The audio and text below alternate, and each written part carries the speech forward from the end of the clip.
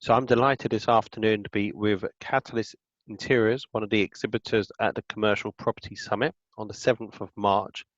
And really delighted that Pamela sent me over an email a couple of weeks ago saying, look, we're interested in being involved in your event. How can we do so? So massive thanks to Aaron, first of all, Aaron Yuhara, for introducing me to Pamela. And Mike, I've never met you until about 5 seconds ago. So massive thanks for taking up this opportunity in terms of the video regarding the commercial summit and regarding Catalyst Interiors. So Pamela, do you want to just address the audience and Mike, secondly, about who you are and your involvement with Catalyst Interiors? Yeah, thanks, Brendan, and thanks for having me on board. Yes, so I'm working with Catalyst Interiors. We are a design and fit out company, and we design large projects and fit out care homes mainly at this stage.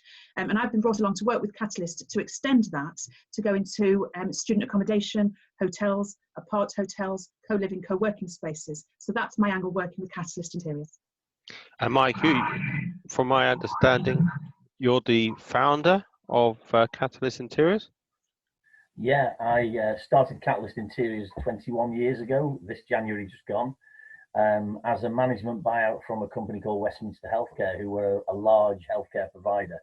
It looked like they were thinking of selling on and maybe having another company take over their properties, which actually did happen. Barchester bought them in the end.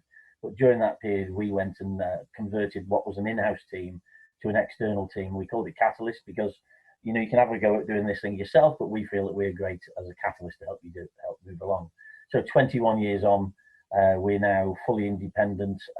We work with a number of care home providers, multiple PINDERS awards, which are the awards for the industry, and you know, we're growing from strength to strength.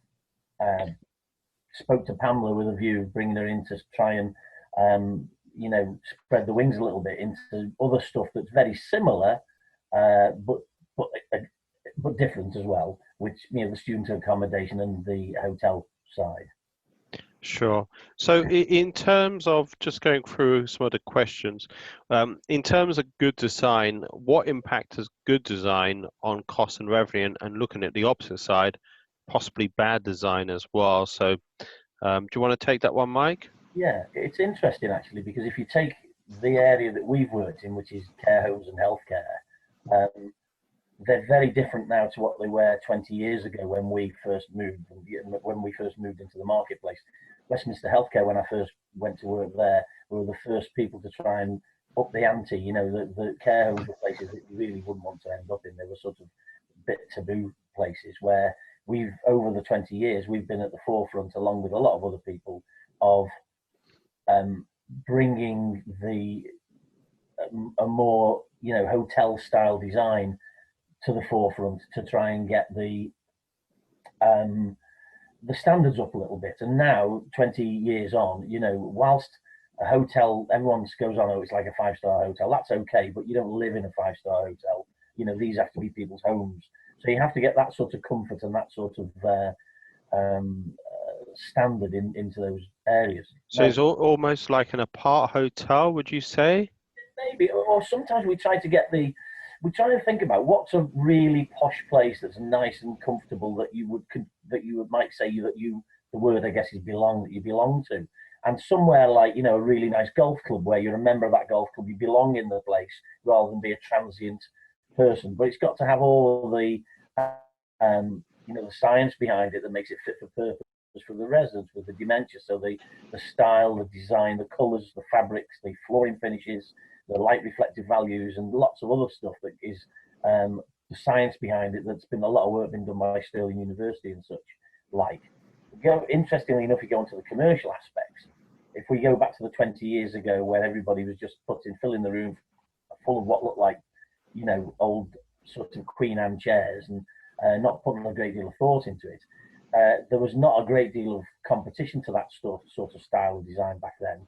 But as things have gone on, people who haven't moved along with the times are really struggling from the commercial aspect, because the beds do fill better when the relatives who are going to place their loved ones in the care home look and see how amazing they look.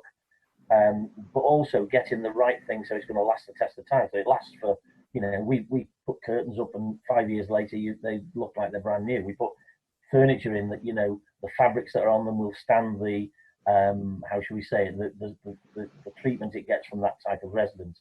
And we got impervious back fabrics that are waterproof back, but they're not like a vinyl, so they're still comfortable and all of that. We've had on what some of our social media, if people looked on our Twitter account, one of our clients recently has actually sent us a letter which we put a snippet of it onto Twitter, where he said that we completed a fit out for him in Newtown in mid Wales in just before Christmas, and by the end of January of a 73 bed care home they fitted out, they'd sold I think 28 beds in a month, which is like unheard of. But it's just because there's nothing else of that standard in the area. So getting it right is you fill the beds quicker, you've got a better chance of getting your revenue and making money. Also affecting attracting the staff, because if in a particular area the care homes aren't as nice to work in, they might move from one place to another. You know, care home workers and the carers, they're a breed of people who aren't, I don't think, given the right respect in society, because they get paid a low wage, they get very little thanks. They're just seen as that's what you do. But you know, they do a massively important role as people living longer in our community. They're doing a really, really good job, and there's a couple of charities there that help people who fall on hard times in there. But so, you know, if all you can give them is, you know, minimum wage, it's nice to give them a nice working environment as well, which then, you know, that commercially helps, because if you're getting all the best staff, your competitors aren't getting the best staff. So you win-win really, you know, and I think that design helps there. On the flip side, I guess, where you talked about what does bad design do, well, it does it's anti to all the things I've just given positives to. But you're right, you do have to do it again. You know, if it's wrong and you may get it wrong, you have to do it again. If you don't design it right for the residents can be more agitated. They rely more on drugs. It's a much worse outcome. And although that might sound a little bit of a big statement to make, you know, our design helps people because they don't need to take as many drugs. It literally is true. You know, people who have got dementia, for instance, struggle with wayfinding. They struggle with finding their way around the place, and if they do that, they get really agitated. Imagine if you know, the first time you go to a hotel you've never been to before, you can't find the bar, you can't find the dining room, you can't find places. And it does get you a little bit, well, imagine that every single day you can't find your way around. So we have extra wayfinding strategies that we put in place to make that an easier thing. So the residents' level of stress is a lot lower, and then it's a much happier place and much easier to look after. So getting it wrong can be bad for commercial purposes, but really in the healthcare environment, the end user is the most important person, and their well-being and safety and their comfort comes first, and having good design promotes that. Bad design can actually have a negative effect on that. And Pamela, what have you? And thanks, Mike, for that question being answered. Pamela, what have you, and Mike as well, what trends have you noticed over the last few years in terms of commercial property? Is it the growth of co-working? You know, I'm so used to co-working, I do live in a bit of a bubble because this is my office, to be fair, but you know, there's a lot more than just co-working. Right, if I can start with that question, Brendan. Working alongside Mike, and I've worked with Mike on and off over the years, we've both sat down and seen that there's a completely different market out there than it was at the very beginning. So we've got student accommodation market. That never used to be. It used to be HMOs and small houses. The student accommodation market is absolutely massive now. It's something it's a new trend. It's something that we need to get into. We need to be involved in. So working closely with the governments and the local councils, that helps us work with that, and obviously the developers. The other thing, co-living and co-working, as you said, you co-work now. There are many bigger schemes coming up. We're based up north in Cheshire. And we're seeing co-working places in Crewe, co-working places in Manchester. That's just going to grow and grow and grow. It's an easier way to work. People work on their own a lot, so working together in a co-working space is great. And the same with professional co-living places. Bigger, trendier houses are more acceptable these days. It's easier to live with a group of people. It's cheaper. It's far more economic. So co-living working spaces, proper, really good quality ones, are also a trend. And that's where I'm aiming. That's where I'm planning to go for the next marketplace. Sure. I was going to say, Pamela, in terms of co-working, what I found fascinating recently, speaking to an architect, Ackroyd Lowry, who's going to be there on the day, they mentioned co-working is getting nicher. So I work in a fairly wide, open co-working space in terms of almost any industry can be here. However, in London, there's now a co-working space dedicated just to photographers.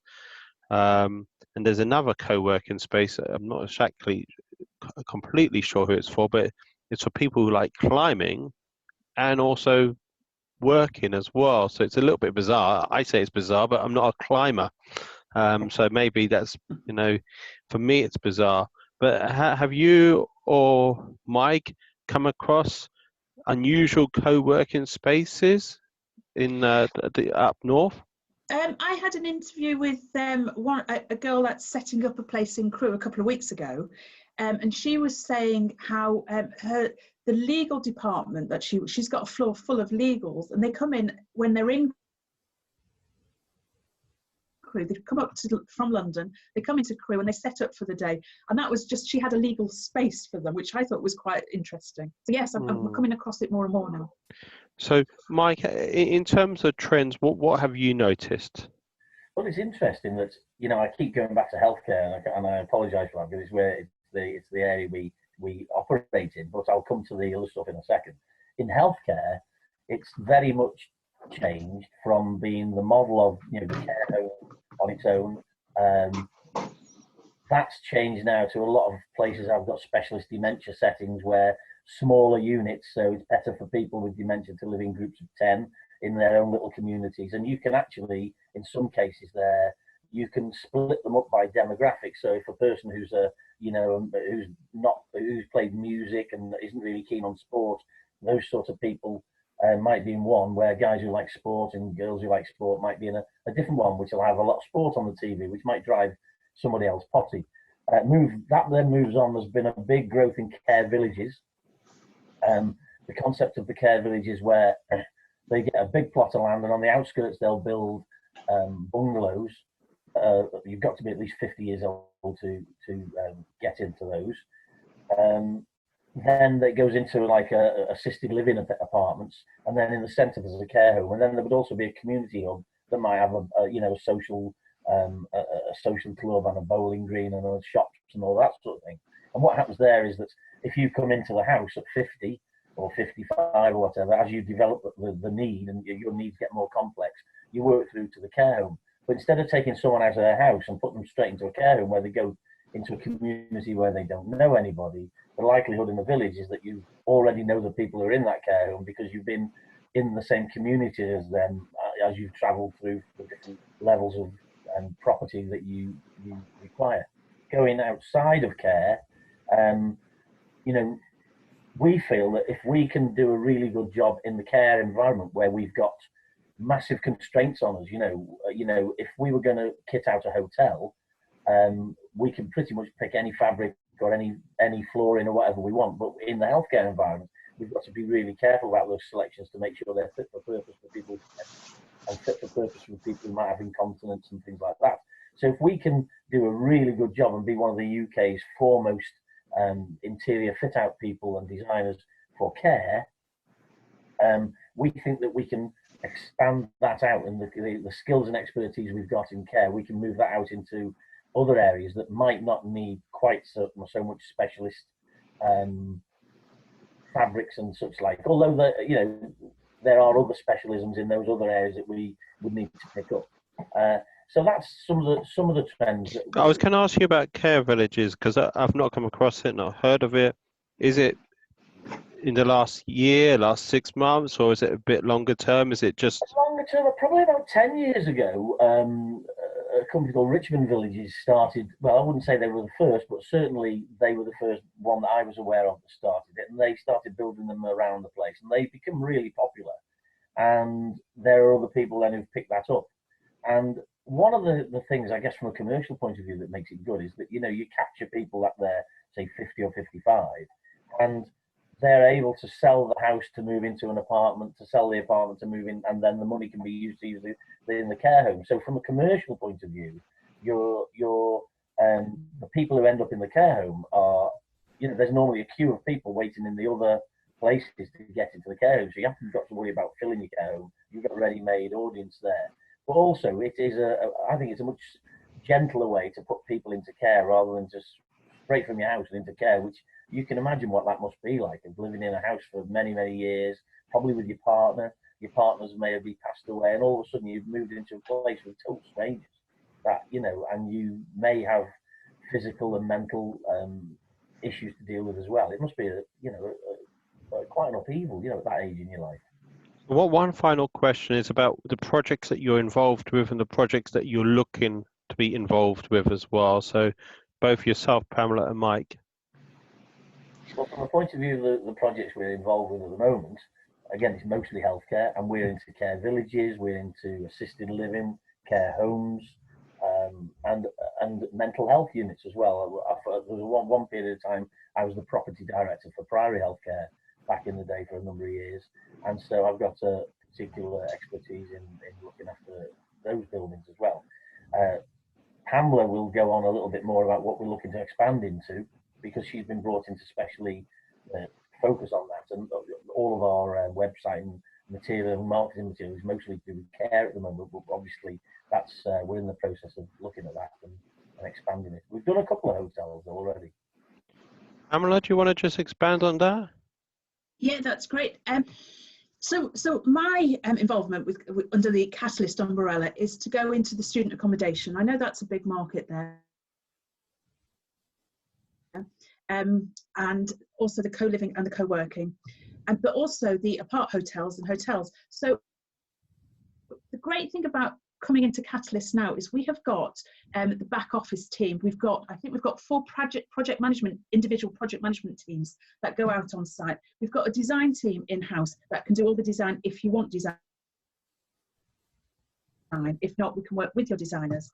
And we've got the admin and the operations teams. So we are able to come into any building now and turn things around straight from the beginning. Thanks to Mike having his team there and allowing me to work with that, we can get into, as I said, any sort of project. We can get designs in place. We've got the project teams to come into, to kit out, to fit out. With that, we've also got our suppliers. Mike's been working with lots of suppliers for over 20 years. So we've got all the back office support that we need for any project, really. So, Mike, the best way to get a hold of you, apart from coming along to the Commercial Summit, which you're exhibiting at on the 7th of March, is by your website. Is that going to be the best way? Yeah, probably. It's www.catalystinteriors.co.uk. And you can contact me at mike.davis@catalystinteriors.co.uk. Okay. Look, in terms of size of project, when do you think people should be contacting you, Mike? Is it size of the GDV? I'm open to Pamela as well on that question. Well, there's no minimum thing. Yeah, we will look at refurbishing small areas as well as doing the full thing, and then up to anything really. We can do pretty much any project of any size. The interior design and fit out side of it is obviously a much smaller part than the whole build. But so typically, if there's a care home that's £6 or £8 million to be built, our fit out could be between 250 and 500,000 on that sort of thing, I guess. So, but we've got the capability of doing anything, and also we're working over in Europe at the moment. We've got a project in Malta, so we we can travel. So I look forward to seeing you, Pamela and Mike, on Saturday. In fact, I might catch up with you before that, Mike, if you're staying in the hotel the prior night as well. So massive thanks for taking time out today. I look forward to seeing you on Saturday. Thank you. Thanks, Brendan. Thank you. Thank you.